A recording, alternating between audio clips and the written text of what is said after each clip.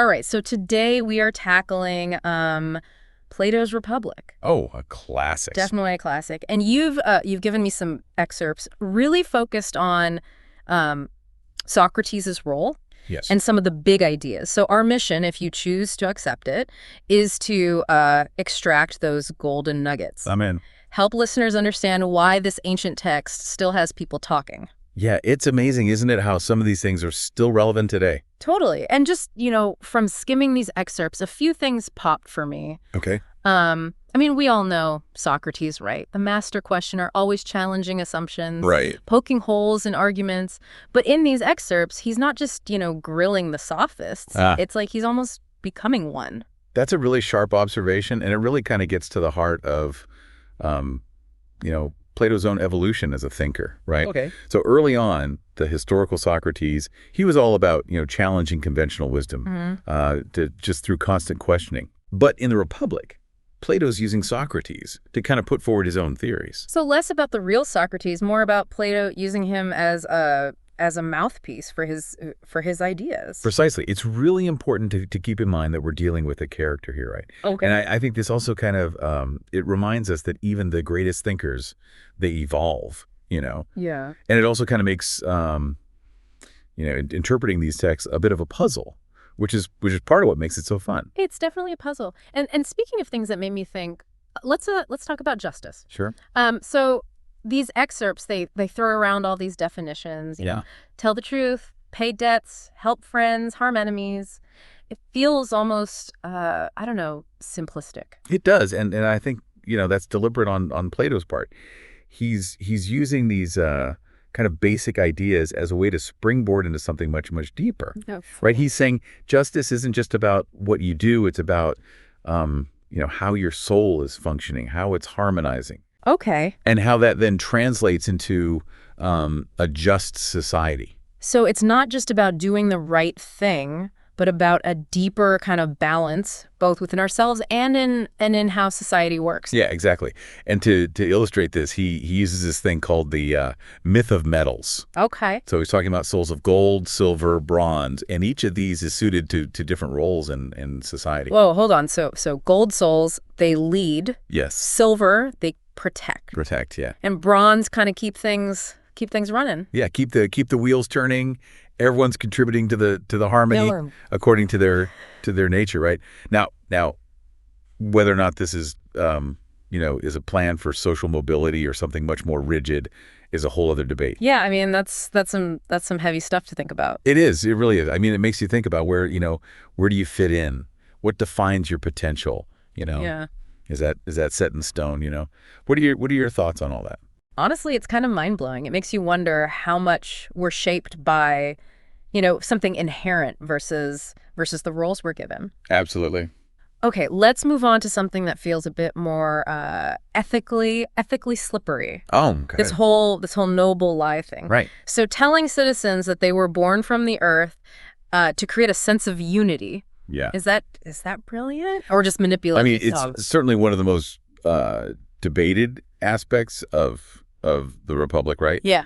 And, Plato argues that a shared origin story, even if it's fictional, could be the glue that holds everything together. Okay, but who gets to decide what that truth is and what happens when or if people find out it's all made up? Seems like you're opening up Pandora's box. Right, and that's really the ethical problem at the heart of it, Yeah. Is it ever okay to sacrifice truth for the sake of, keeping things harmonious? Right. And who gets to make that decision? And I think these questions, they resonate even today, right? With, we think about misinformation, fake news, Yeah. and how narratives and stories can really shape the public. It's a little unnerving how relevant that is. It makes you question everything you read. Okay. Speaking of things that make you question things, let's talk about Plato and art. Oh, yeah. He's not a fan of anything that stirs up too much emotion, especially in poetry. Right. Why so much negativity towards something that's supposed to be, beautiful and moving? Well, he saw it as a kind of a double-edged sword, right? He acknowledged its power, but he also felt that it could distract you from the truth. Okay. Especially those forms of art that are focused on appearances and emotions rather than, reason and logic. Right. He was worried that strong emotions would cloud your judgment. So it's not that he hated art, it's more that he was wary of its power. Yeah, exactly. And remember, for Plato, reason was everything, right? It's that ability to think clearly and logically. Okay. He worried that art would kind of undermine that and lead people astray. So no tragic plays or tear-jerking poetry allowed in Plato's Republic. It seems that way. I guess we can see where his priorities were. Yes. But this also raises questions about, about censorship. Who gets to decide what's good art? Absolutely. I mean, it's a complicated and controversial issue, right? I mean, what is the role of art in society? Yeah. How do you balance freedom of expression with responsibility? What's the right balance there? That's something to think about. All right, so speaking of thought-provoking ideas, this brings us to one of the most famous parts of the Republic, the allegory of the cave. Oh, yeah. Those prisoners mistaking shadows for reality. It's such a powerful image. It is. And it's this brilliant metaphor for the human condition, right? Sure. And it kind of ties into everything we've been talking about, knowledge, truth, the limitations of our perception. So the cave represents the world of appearances where we're content with kind of surface level understandings. Yeah. And the prisoners, they represent all of us, right? All of us who haven't started to question our assumptions or really search for deeper truths. And that journey out of the cave, that painful climb towards the sunlight. Yes. That's the process of enlightenment, right? It is. It's that pursuit of knowledge, that struggle to break free from ignorance and see the world as it really is. And the sun, which at first blinds the escaped prisoner, that represents what? The ultimate truth? The ultimate truth, exactly. Yeah. The source of all knowledge. Powerful image. And it makes you think about all the ways that we might be living in our own, metaphorical caves. Yeah. It challenges us to question everything we think we know, to seek out new perspectives. Right.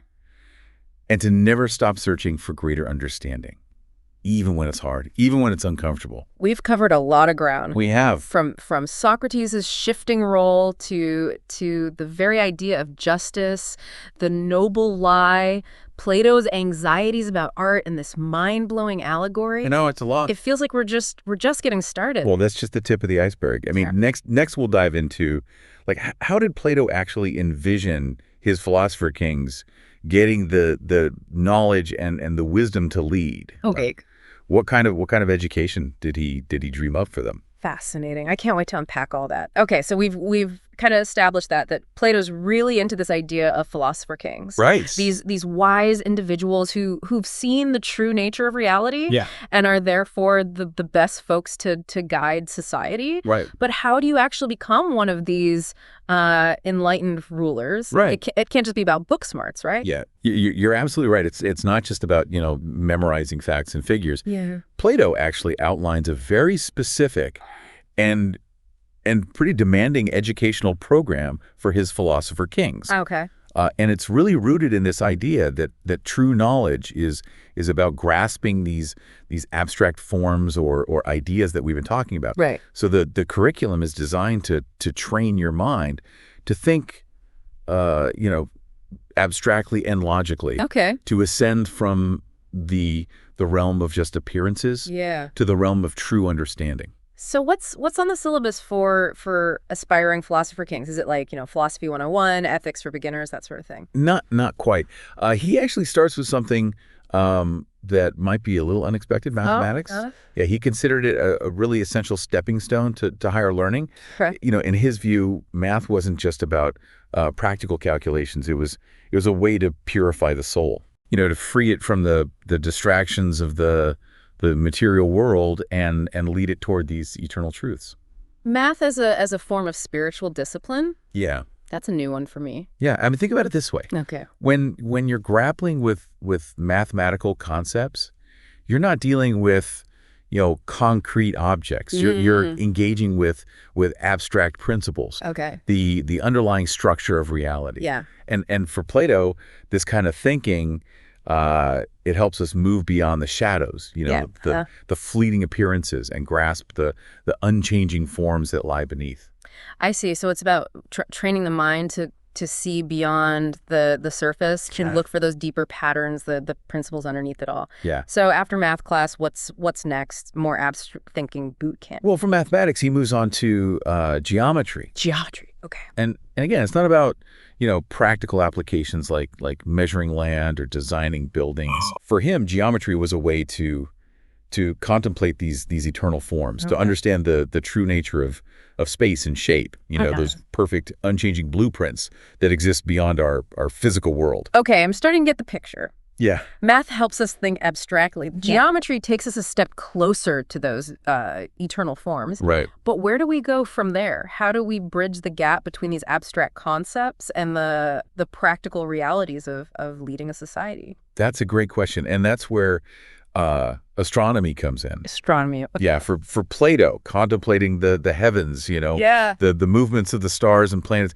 It was a way to inspire awe and wonder. Okay. To draw the soul upwards towards the divine. Okay. He believed that by studying the cosmos, we could catch a glimpse of the order, the harmony that underlie all of creation. So stargazing as a path to philosophical enlightenment. Yeah, exactly. I love it. But hold on, didn't Plato also have some issues with art being a distraction from the truth? Yeah. Isn't astronomy kind of similar in that it involves, observing the physical world? That's a really great point. Yeah. And you're right, Plato did have some reservations about astronomy as it was, often practiced. Yeah. He criticized those who simply, observe the movements of the celestial bodies without seeking a deeper understanding of the mathematical principles behind them. So it's not enough to just chart the stars and planets. Right. You have to go further to uncover the mathematical laws that govern their motion. To see the order and intelligence behind those seemingly random movements. Precisely. For Plato, the true astronomer wasn't just a stargazer, but a philosopher who used their observations as a springboard for mathematical reasoning, for exploring the harmonies and proportions that underlie the cosmos. Okay, I'm following you. Yeah. Math, geometry, astronomy. Yeah. It's all about training the mind to think abstractly, to see the deeper patterns, the principles behind the physical world. Yeah. But what about things like music and literature? Right. Surely those have a place in educating a well-rounded Philosopher-King. They do, but Plato was incredibly particular about the types of music and literature that were allowed in his ideal state. Right. That whole thrice removed from reality thing. Exactly. So no rock concerts or action-packed novels for these future leaders. Probably not. Okay. He favored music that was simple and harmonious, reflecting the order and beauty of the cosmos. Okay. And when it came to literature, he was especially wary of poetry that, stirred up strong emotions or depicted the gods behaving badly. Right. He believed these types of art could cloud judgment, distract from the pursuit of reason and virtue. Makes sense considering his whole philosophy. Yeah. So a strictly curated diet of intellectual and artistic nourishment for these philosopher-kings. Right. But with all this focus on abstract thinking and carefully selected art, is there any room for real world experience? Yeah, that's a good question. How do they learn to apply all this knowledge to the messy business of governing? Well, that's where dialectic comes in. Dialectic, okay. Yeah, he considered this to be the pinnacle of knowledge, the culmination of all those other disciplines that we've been talking about. Yep. It's about taking all that abstract understanding and putting it to the test. Okay. Through rigorous philosophical debate. Dialectic. That sounds intense. What exactly does it involve? Imagine like a philosophical sparring match. Yeah.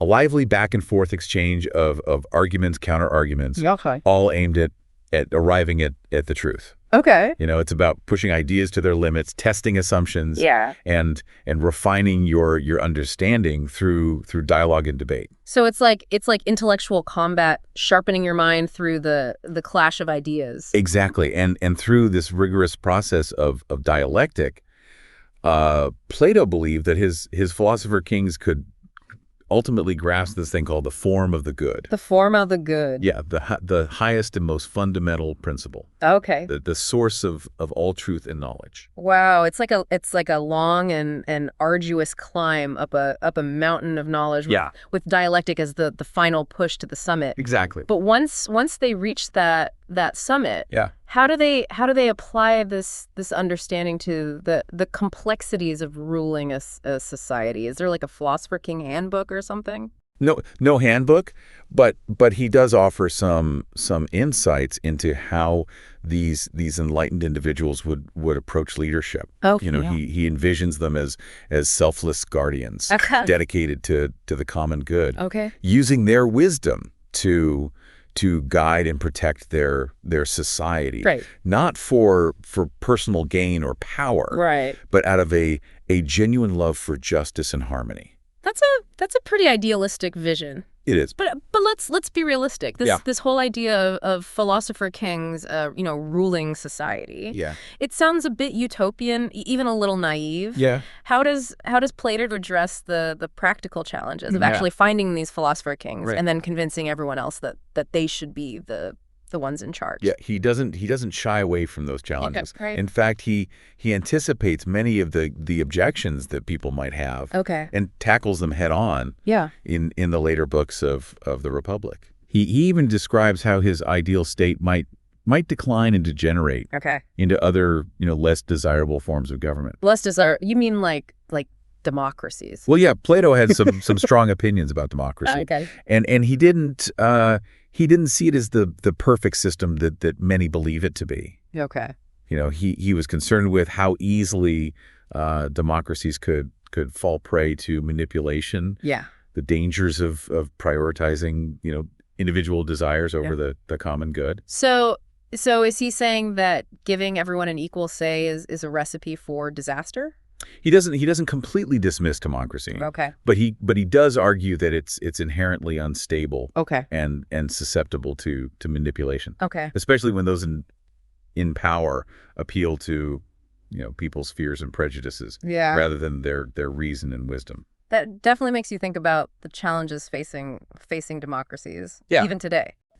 But before we get too sidetracked by Plato's, political critique, let's dive into the different forms of government he lays out and how he saw them, evolving from utopia to dystopia. Okay. This is where things get really interesting. So we were talking about how Plato had some reservations about democracy. Right. He wasn't so sure it was the be-all, end-all best way to run things. Yeah. But he didn't stop there, did he? No, he didn't. He laid out all these different forms of government. He did it with its own, pluses and minuses. So it's like a political spectrum. Yeah. But instead of, left and right, it's best to worst. Yeah, from his point of view. In Plato's eyes. Exactly. I'm curious about these less familiar ones. Like what exactly is a timocracy? It sounds like something out of, of a fantasy novel. It does. Well, for Plato, a timocracy is all about honor and military glory. It's a society that's ruled by those who value those things above all else. Okay. And it's a step down from the philosopher-kings. Okay. Because the rulers, they're driven more by ambition and this thirst for recognition than a genuine love of wisdom. So picture a society full of, valiant knights or fierce warriors, always ready to defend their honor, conquer new territories. Sounds kind of exciting in a way. It does have a certain appeal. But what's the downside? Why did Plato see it as a step in the wrong direction? Well, he acknowledged that honor and military strength could be valuable. In protecting a society. Yeah. But he worried that an excessive focus on those things could lead to a culture of aggression and constant warfare. Okay. He also saw it as fertile ground for greed and the accumulation of wealth. Okay. Which in his view paved the way for the next stage of decline, oligarchy.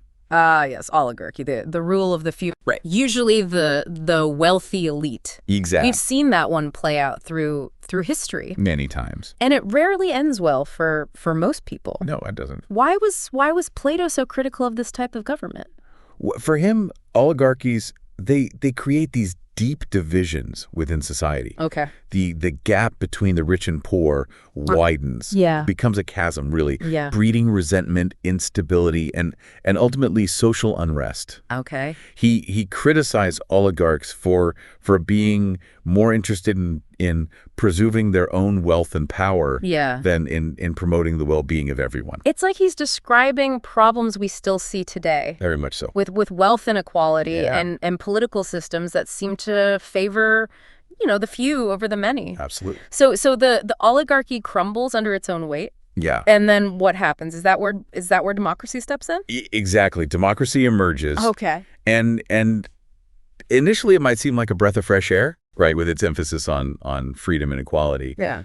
But as we talked about earlier, Plato had those concerns. Yeah. About how democracies often play out in reality. Right. His worries about mob rule. Yeah. And how easily, appeals to emotion can drown out reasoned debate. Yeah. Yeah. It makes you wonder if he'd be surprised by the way things are today. I don't know. With the speed of information and the influence of social media. It's a fascinating question to consider, isn't it? It is. How would Plato view, our modern forms of communication and their impact on political discourse? Yeah. But getting back to his framework, if democracy isn't the ideal solution, what did he see as the ultimate worst case scenario? That would be tyranny, right? Tyranny. The rule of one all-powerful individual right. who answers to no one. Right. We've seen that play out in history too, and it's rarely a happy ending. No, it's not. But how does a democracy, even a flawed one, descend into tyranny? What's the path from supposed freedom to absolute control? Well, Plato believed it happened when a charismatic but power-hungry individual managed to exploit the very freedoms and divisions that are inherent in a democracy. They appeal to the people's fears and prejudices, promising simple solutions to complex problems. Right. And it's a gradual process where they slowly consolidate power until they become this unchallenged ruler. It's like a cautionary tale about the fragility of even the most well-intentioned systems. Right. It makes you think about how important it is to be vigilant, to safeguard against the abuse of power, no matter what form of government you have. That's a key takeaway from Plato's analysis of these political systems. Yeah. He's not saying that any one form is inherently perfect, or that there's a one-size-fits-all solution. Yeah. He's more interested in highlighting the potential pitfalls of each system. Okay. And the need for constant reflection and vigilance to prevent those pitfalls from becoming a reality. So after taking this journey through all these different political systems, it feels like the big takeaway is that no system is foolproof. Exactly. Human nature, with all its flaws and ambitions, can corrupt even the best intention. Absolutely. And ultimately, the success or failure of any government hinges not just on the structure of its institutions, but on the character and wisdom of the people who participate in it. Yeah. Both the leaders and the citizens. Well, we've certainly covered a lot of ground today, from the ideal state to the depths of tyranny. Yes. From the nature of justice to the power of art, from the allegory of the cave to the myth of metals. Well, much. Plato's Republic is packed with thought-provoking ideas. It really is, and the most incredible thing is that, it's still relevant today. Yeah. It forces us to confront these fundamental questions about ourselves, about our societies, the kind of world we want to live in. Exactly. Even if we don't always agree with Plato's answers, we have to admire his willingness to ask those hard questions. Yeah. And push us to think critically about these issues that shape our lives. And that's what makes great philosophical works like the Republic so enduring. Yeah. They're not about finding definitive solutions, right? But about sparking these ongoing conversations, encouraging us to grapple with complex ideas, and to continually challenge our own assumptions about the world.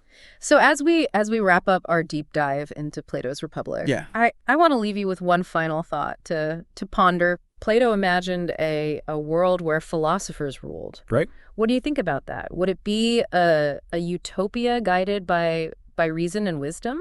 Yeah. Or would it be a dystopia where individual freedom is sacrificed for the sake of some grand vision, something to chew on? It is. As you explore this timeless work. And remember, there's always more to learn, more to discover, more to debate. Yeah. So keep those minds open, those questions flowing, and those conversations going. Thanks for joining us on this philosophical adventure. It's been a pleasure. Until next time, keep diving deep.